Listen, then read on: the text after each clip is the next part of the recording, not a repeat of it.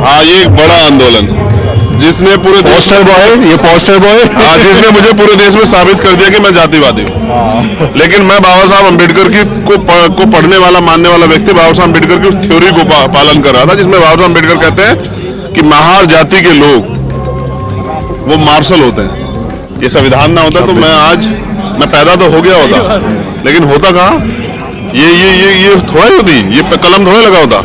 इलाहाबाद में एक दिन में मार दिया गया। ये स्थिति है जिनके पास पॉलिटिकल पावर नहीं है। मैं इसलिए अपने बहुजन मीडिया के लोगों को इनवाइट कर रहा हूँ, एक तारीख तय करें और मेरे घर आके इस वास्तविक सच्चाई को बताने का काम भी यही तो लोग मीडिया है ना, सच बताएं। तो वो आए और मेरे घर आके वास्तविक स्थिति बताएं कि मैं कौन हूँ, मैं क्या करता हूँ, मैंने क्या कमाया और मैंने मेरी कमर पे कितने, मेरी पीठ पे कितने जख्म है इस आंदोलन को चलाने के लिए। ये भीमा कोरेगांव वाला है, 1 जनवरी 2018 जिसमें केस दर्ज हुआ था। मैं अभी महाराष्ट्र से लौटा हूँ। मैंने अपील की है वहाँ की सरकार से, जो वर्तमान सरकार है। पिछली सरकार जो आरएसएस प्रोजेक्ट सरकार थी, उन्होंने तो निर्दोष लोगों को, जैसे पेगासस की रिपोर्ट आई और ये भी बताया गया जब वो जांच होके आई कि उनके कंप्यूटर में, उनके लैपटॉप में वो सब चीजें ना, वो सारे मेल प्लांट किए गए थे। उसके बावजूद मुझे उम्मीद थी कि ये सरकार जो वर्तमान में है, जो कांग्रेस और शिवसेना और प्लस राष्ट्रवादी कांग्रेस की जो मिलीजुली सरकार है, वो लोग उन लोगों को निकालने का काम करेंगे, जिसमें डी स्वामी जी की तो डेथ भी हुई जेल में। लेकिन अभी कोई प्रयास नहीं हुआ। हमने सरकार से मांग की है, नहीं होगा तो हम आंदोलन करेंगे महाराष्ट्र में। तो ये भी एक बड़ा जो है ना गौरव दिवस है, और ये है 2 अप्रैल।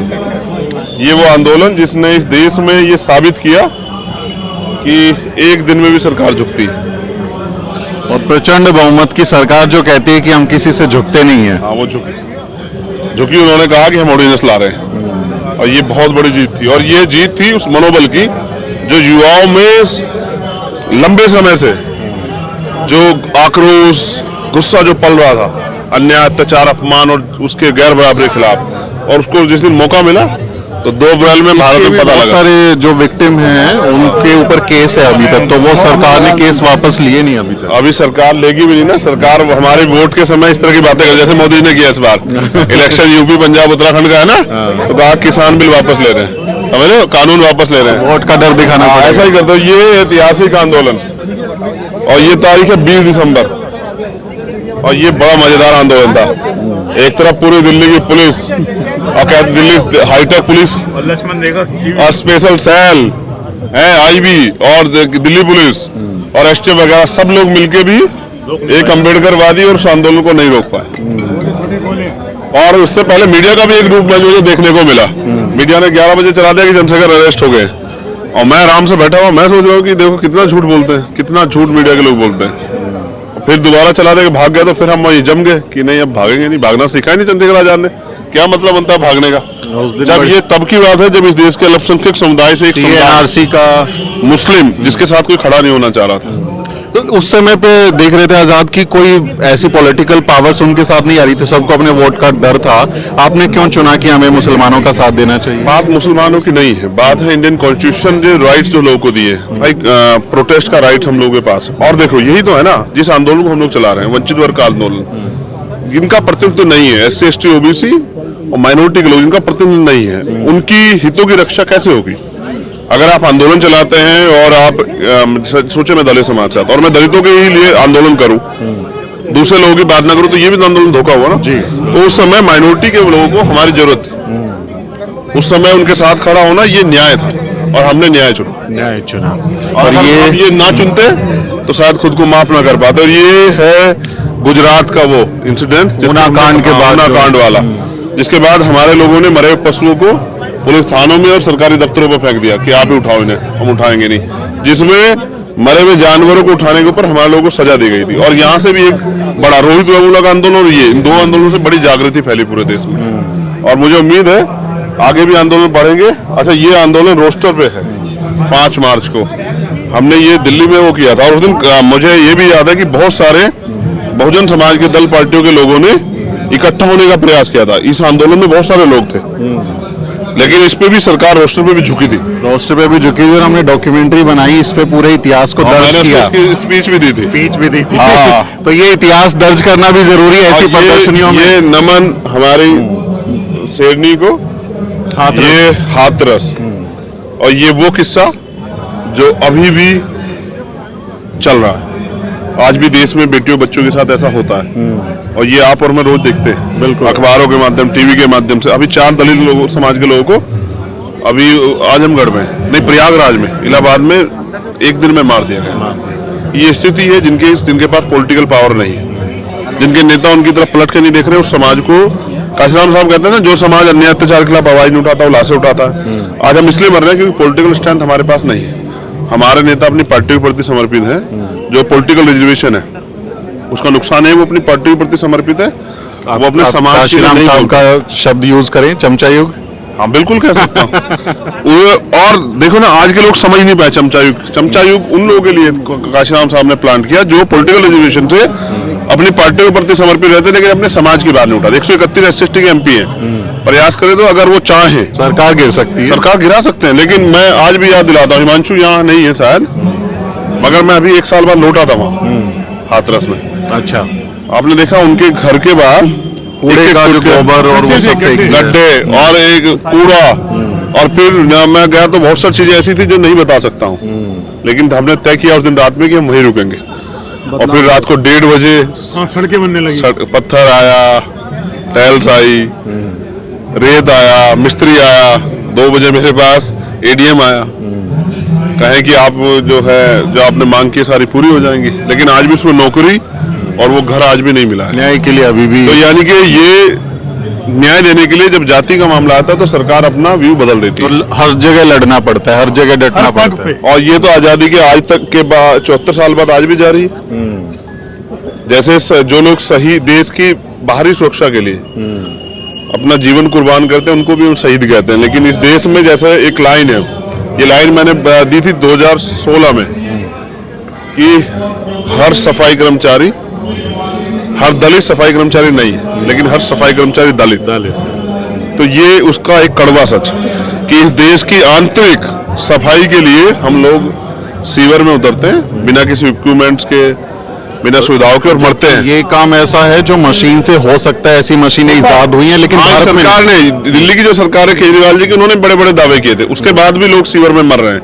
और जब वो मुआवजा देने का मामला आता है तो उनका वो बदल जाता है। हाँ, अगर लिस्ट जो आई थी उसमें हमारे लोगों के नाम नहीं थे। जाति देख के भी कोरोना वॉरियर्स भी थे ये, लेकिन कई मामलों में हम लड़े कि 10 लाख रुपए देकर टरकाने का काम किया, जबकि 1 करोड़ रुपए घोषणा हुई थी। तो ये जो सत्ता का चरित्र है, इसी के खिलाफ तो लड़ाई है। अब आया की जरूरत नहीं है, अब माँ जो है ना इस लड़ाई को लड़ेगी। तो मुझे उम्मीद है कि मैंने तो ये कहा कि मैं इसे जड़ से खत्म करूंगा। बाबा साहब अम्बेडकर ने कहा कोई भी जो दैनिक कार्य वो ठेकेदारी व्यवस्था पे नहीं हो सकता है, लेकिन फिर ये क्यों हुआ? कॉन्स्टिट्यूशन में तो कॉलोजियम सिस्टम की बात भी नहीं है कि नहीं होना चाहिए। All India judicial service commission की बात है। फिर क्यों जो है इसके SC ST OBC माइनॉरिटी के लोगों के रास्ते रोकते हैं सुप्रीम कोर्ट हाई कोर्ट का जज बनने के लिए? असली आरक्षण कहाँ है ना, वो सब जानते हैं। बिल्कुल। और ये अरुण वाल्मीकि, आप यहाँ पे भी पहुंचे थे और इसमें बड़ी सफलताएं भी मिली। परिवार को मुआवजा, मैं क्या मुआवजा मिला मैं उस पर नहीं बात करना चाहता, लेकिन मुआवजे के साथ, लेकिन ये जो घटना थी ना ये बड़ी नरसंस थी। मतलब आप इसको कितना बड़ा नाम दे कि एक 25 लाख के चोरी के इल्जाम में 40 लोगों को अरेस्ट किया गया। मैंने अपने मुझे 8-10 साल हो गए लॉ करे हुए, मैंने अपने जीवन में कोई ऐसा केस नहीं सुना कि 25 लाख की चोरी में 40 लोगों को अरेस्ट किया, जिसमें 27 पुरुष और 13 महिलाएं, और जिसमें और उनकी जो पत्नी थी वो 30 दिन की जच्चा थी। अच्छा। यानी कि 30 दिन उसकी डिलीवरी भी हुए थे। और जो हिंदू धर्म का ढोंग रचते हैं, बड़ी बड़ी वो करते हैं, इस नाम पे सियासत करते हैं। वो भी जानते हैं कि 1.25 महीने से पहले तो उस महिला को निकालते भी नहीं है घर से बाहर, लेकिन फिर भी उस बच्ची को पीटा गया, उसके कुंडल छीन लिए गए, उसको, उसके शरीर को। वो बच्ची वही है जो इस तस्वीर में आप दिखा रहे हैं, अरुण वाल्मीकि की, जो अभी 30 दिन की है। अब इसके पिता तो नहीं, मैं इनके परिवार को क्या जवाब देता? तो मैंने घोषणा की थी कि हम बंद कर देंगे आगरा। तब सरकार ने वो अधिकारी भी वहां से हटाए, कुछ अधिकारी सस्पेंड किए, और उसके बाद मुआवजा, नौकरी और जो भी उनकी मांगे थी, एक आवाज। मुआवजे में आजाद हम देखते हैं कि 10 लाख, 15 लाख और कहीं 40 लाख, 50 लाख, 1 करोड़ तक का भी मुआवजा जाति आधार पे दिया गया है यूपी में। समझना है, जिनकी सरकार होगी ना, अब वो थोड़ा सा झुकाव तो रखती है ना। अगर हमारी हो जाएगी तो हम ये अन्याय होने नहीं देंगे। होना ही नहीं। ठीक है, बात ये नहीं ना, हर इंसान किसी भी जाति धर्म का वो इंसान ही तो ना, मानव मूल्यों की तो वैल्यू समझनी पड़ेगी ना। कोई किसी को जाति धर्म के नाम पे नहीं मार सकता है। और ये वो कार्यकाल है जब कोरोना आया, देश के तानाशाह ने ऐलान किया कि उनके पास बस नहीं थी। अभी यूपी में इलेक्शन है, उनके लिए 2000 सरकारी बसें यूज हो रही है, लेकिन जब ये मजदूर यहाँ से जाके जाना चाह रहा था ना अपने घर, तब उनके लिए बस नहीं थी। और मैंने कोरोना काल में जहाँ 4 लोग इकट्ठा नहीं होते, आनंद विहार बस स्टैंड पे वो आलम देखा कि लाखों लोग इकट्ठा हुए थे। और फिर मैं धन्यवाद देता हूँ दिल्ली की टीम का दोबारा से, ऐसे समय में ये लोग रात को 2:30 बजे तक खाने का, चाय का प्रबंध कराते थे, पुलिस के लिए भी और उन सब मजदूरों के लिए भी। तो बड़े काम जो है ना, तस्वीर है ये महाराष्ट्र में, जब जो मजदूर गाड़ी पैदल से- जा रहे थे तो कुचल गए थे, गाड़ी इनके ऊपर चढ़ गई थी। हाँ, पैदल नहीं, वो शायद आराम कर रहे थे। हाँ, मतलब कहा जाता है कि वो सड़क की जगह इसकी जगह चल रहे थे, इस रास्ते इससे से जा रहे थे और कुचले गए। तो ये रोटी देख रहे हैं ना, ये इस रोटी के लिए आदमी सुबह घर से निकलता है। देश में 84 करोड़ लोग ऐसे हैं जिनको सस्ता राशन मिलता है जब उनके बच्चे पलते हैं। तो जिसका पेट भूखा है वो स्वाभिमान सम्मान की लड़ाई लड़ेगा कहाँ? अभी हम तैयारी कर रहे हैं। बाबा साहब अम्बेडकर ने भी कहा, जब तक आर्थिक समानता नहीं आएगी तब तक जो है ना। हाँ डॉक्टर साहब कैसे हैं?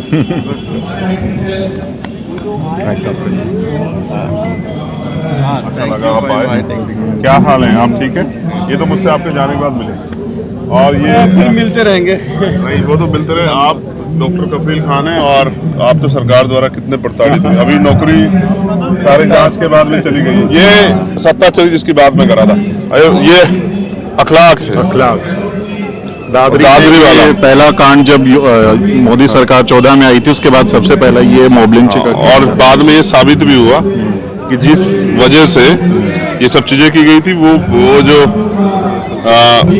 मांस था, मीट था, वो बीफ था भी नहीं। वो बीफ था भी नहीं। तो मतलब, लेकिन उसका परिणाम जो आज के टीवी एंकर टीवी पे बैठ के करते हैं, हिंदू मुसलमान और ये तमाम तरह की चीजें माहौल बनाते हैं, उसका परिणाम क्या होता है? वो कौन को भुगतना पड़ता है? किसी अमीर को, नेता को थोड़ा ही, गरीब जनता को। जब दिल्ली में दंगा हुआ कौन मरा? एक नेता का नाम आप बता दीजिए, कोई पार्षद भी मरा हो, लेकिन लोग तो मरे हैं ना। लोग मारे गए।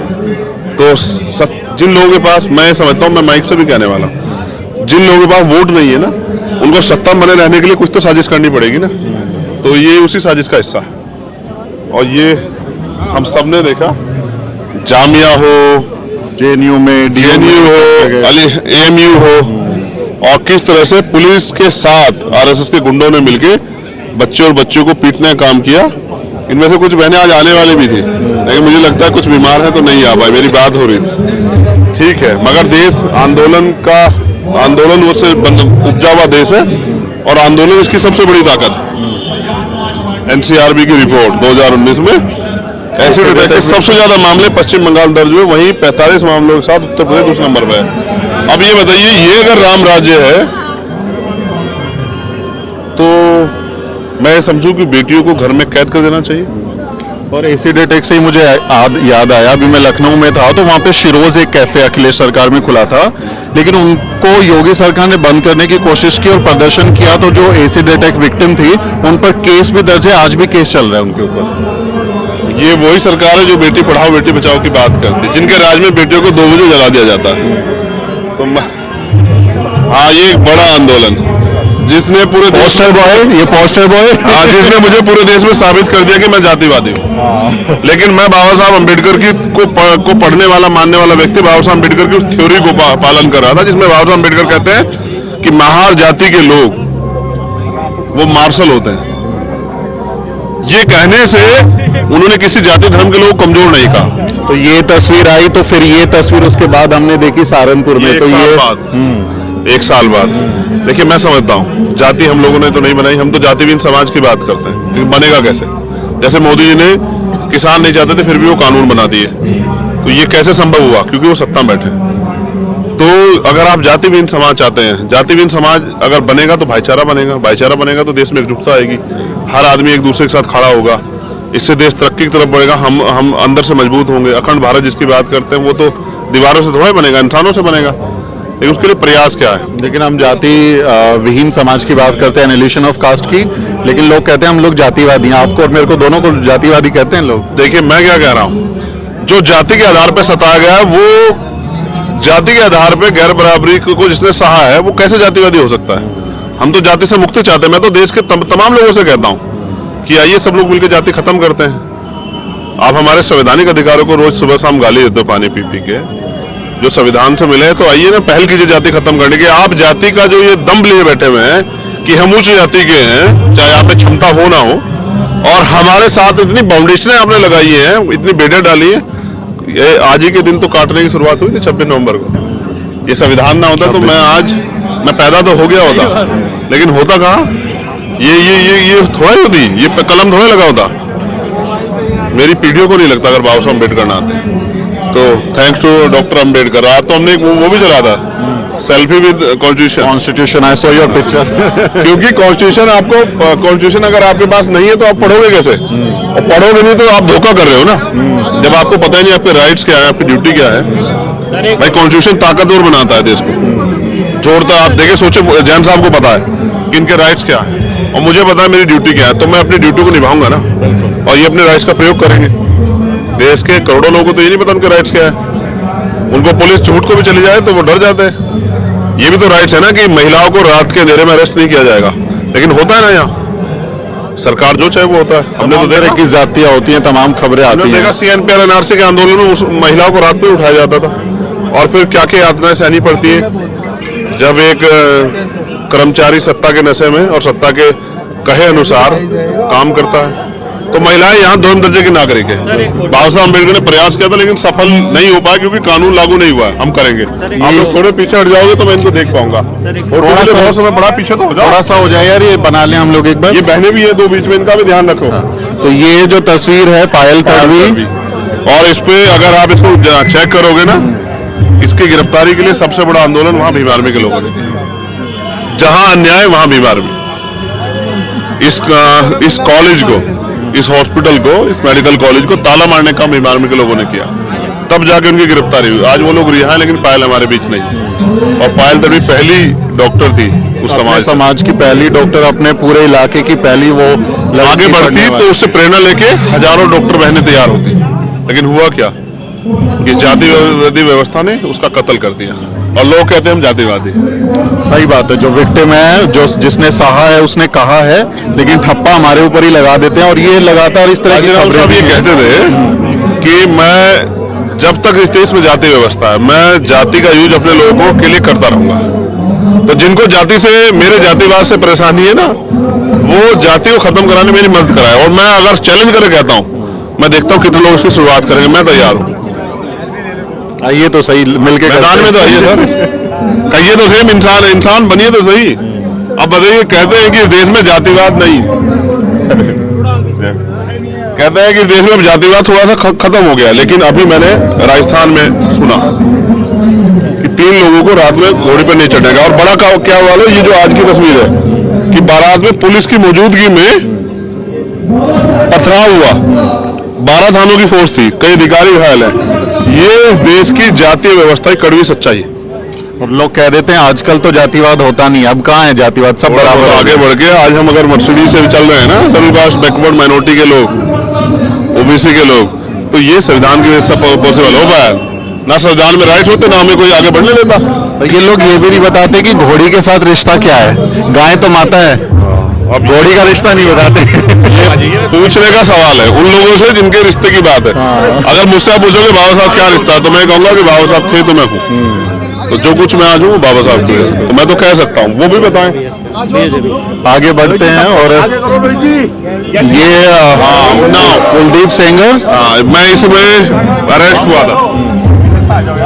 ये बड़ा मामला है, और ये उत्तर प्रदेश का मामला, क्योंकि उत्तर प्रदेश कोई मामला ऐसा नहीं जिसमें मैं नहीं जाता हूँ।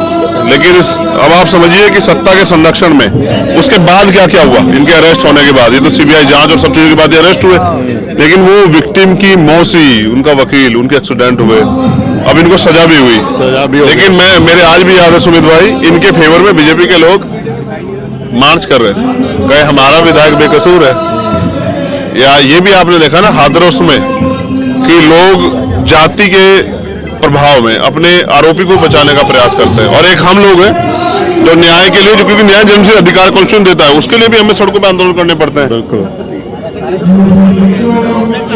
ये इसको भूला नहीं जा सकता, इसको भूला नहीं जा सकता। ये एक बच्चा पानी पीने के लिए मंदिर चला गया,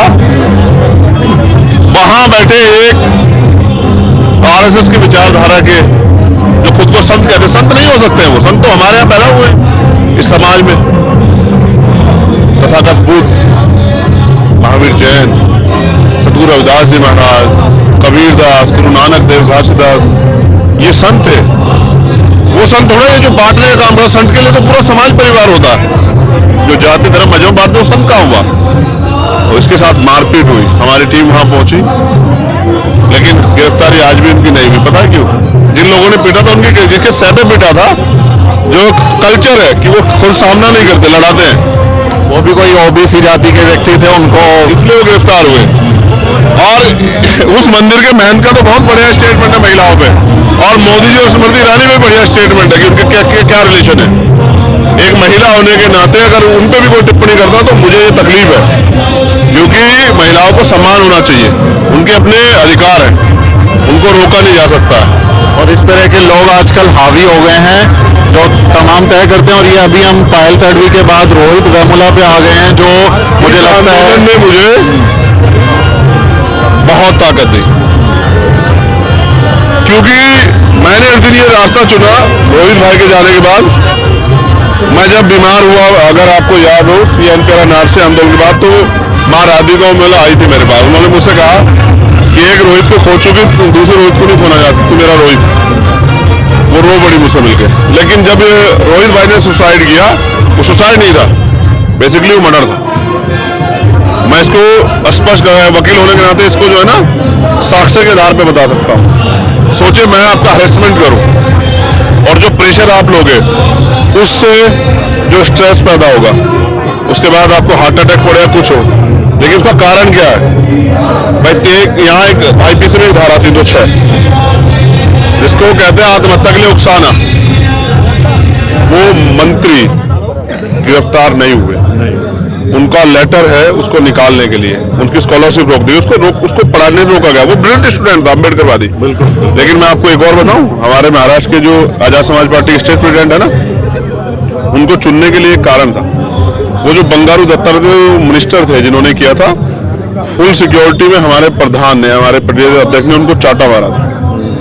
मुझे लगा कि इसमें दम है, तो मैंने उसको स्टेट प्रेसिडेंट बना दिया। तो मैं शांति और क्रांति दोनों को मानता हूं, लेकिन इस दिन मैंने यह भी तय किया कि हम सुसाइड नहीं करेंगे, हम इस व्यवस्था लड़ेंगे। और लड़ते हुए शहीद आजम सरदार भगत सिंह, उधम सिंह, करतार सिंह सराभा, अशफाक उल्लाह खां, वीर अब्दुल हमीद की तरह प्राणों का बलिदान दे देंगे, चंद्रशेखर आजाद जी की तरह, लेकिन झुकेंगे नहीं। मेरे दो आखिरी छोटे छोटे सवाल। बाबा साहब कहते थे कि जो अपना इतिहास नहीं जानता वो इतिहास नहीं बना सकता। तो हम लोग इतिहास बनाते तो उसको दर्ज नहीं करते, तो ये जो प्रदर्शनी है ये इतिहास को दर्ज करने, याद रखने की कवायद है। काशीराम साहब मेले लगाया करते थे। बाबा साहब अम्बेडकर से भी एक बार पूछा गया कि डॉक्टर अम्बेडकर, व्यक्ति मर जाता विचार मर जाता, आपकी इस पे क्या व्यू? उन्होंने कहा व्यक्ति मर जाता विचार मर जाता। सही है, और उसका प्रचार प्रसार रुक जाए। बाबा साहब अम्बेडकर है कहाँ? लेकिन हर घर में अम्बेडकर कैसे? विपक्ष के घर अम्बेडकर, पक्ष के घर अम्बेडकर, विरोधियों के घर अम्बेडकर, ऐसे जिन्होंने बाबा साहब जिंदा का शव यात्रा लेकर उनके घर अम्बेडकर कैसे? क्योंकि बाबा साहब अम्बेडकर की विचारधारा को मानने वाले लोग जिंदा है। इसलिए प्रदर्शन लगाए कि लोग भूतकाल को याद रखें, इतिहास को याद रखें, उससे प्रेरणा लें, वर्तमान पे केंद्रित रहें और भविष्य पर नजर रखें, जिससे कि अपनी तरक्की के रास्ते खोल सके। मैं एक और बहुजन मीडिया के लोगों को एक मेरी रिक्वेस्ट, झूठ बहुत कुछ फैलाया जाता, मैं आपको आमंत्रित करूंगा मेरे घर आए, मेरे खिलाफ तमाम तरह की चीजें, क्योंकि कहते हैं ना जिसको रोका नहीं जा सकता उसके खिलाफ साजिशें होती है। मेरे घर कितनी फॉर्च्यूनर खड़ी रहती है, मेरा घर महल जैसा है, मैंने कितना करोड़ रुपया जो है ना घर में बचाया है। मैं बहुजन मीडिया के लोगों को आमंत्रित करूँ मेरे घर आए और देखें, वास्तविकता से अवगत हो, ये झूठ के सहारे ना रहे, क्योंकि ऐसा ना हो कि आप आकलन 10 साल बाद करें। हमारे यहाँ तो पड़ता है ना, अब लोगों के पास जाते तो कहते बाबा साहब 10 साल जी जाते तो हमारा जीवन बहुत बदल जाता। काशीराम साहब 10 साल जी जाते। जब व्यक्ति लड़ता है तो तब अपने निजी स्वार्थों में या किसी विशेष व्यक्ति हित में उसके खिलाफ साजिशें करते रहते। तो आपसे मैं निवेदन करूंगा, लेग पुलिंग की बात कर रहे हैं आप, जो समाज के ही लोग, कोई फर्क नहीं पड़ता, हम तो अपना काम कर रहे हैं, कुछ लेके नहीं जाना है। बाबा साहब अम्बेडकर के आंदोलन को पढ़ना पढ़ाना है, ये खाने पकाने का कार्यक्रम नहीं है। तो मैं, क्योंकि आपके बहुत सारे व्यूवर्स हैं, मैंने आपके पहले भी इंटरव्यू दिया था, मैं इसलिए अपने बहुजन मीडिया के लोगों को इनवाइट कर रहा हूँ, एक तारीख तय करें और मेरे घर आके इस वास्तविक सच्चाई को बताने का काम भी यही तो लोग मीडिया है ना, सच बताएं, तो वो आए और मेरे घर आके वास्तविक स्थिति बताएं कि मैं कौन हूँ, मैं क्या करता हूँ, मैंने क्या कमाया और मैंने मेरी कमर पे कितने, मेरी पीठ पे कितने जख्म है इस आंदोलन को चलाने के लिए। MP MLA बनना मेरे लिए बहुत आसान बात है, लेकिन आंदोलन चलाना, इतना अपमान, अन्याय, जुल्म जाति और सरकार का सामना करके ये बहुत कठिन, लेकिन हम चलाएंगे, जब तक जिएंगे ऐसे ही रहेंगे। ऐसे ही रहेंगे तो आपके घर भी हम आएंगे, रिपोर्ट करेंगे। MP MLA शब्द आया तो मैं एक सवाल पूछ लेता हूँ, फितरत है, ये पत्रकार की फितरत होती है, चुनावी सवाल भी पूछ लेता हूँ। यूपी में क्या हालचाल है, गठबंधन हो रहा है, क्या तैयारी है, क्या करने वाले हैं? इस महीने के अंत तक बताएंगे। अच्छा, सब चीजें अंडर पाइपलाइन है, प्रोसेस में है, इस महीने के अंत तक बताएंगे। बहुत बहुत शुक्रिया बात करने के लिए। तो ये थे चंद्रशेखर आजाद, जिन्होंने हमें ये प्रदर्शनी के बारे में बताया और साथ ही चुनावी अपनी जो तैयारी है उसके बारे में भी हमें बताया। इस रिपोर्ट को बनाने में मेरी मदद कर रहे हैं मेरे सहयोगी मोहित कुमार। और ये संविधान दिवस पर आयोजित जो प्रदर्शनी है, ये काशीराम साहब के जो मिला था उसके आधार पर है। ये रिपोर्ट आपको कैसी लगी कमेंट में लिखिए और हमारे चैनल को भी जरूर सब्सक्राइब करें। अगले वीडियो में मिलते हैं साथियों।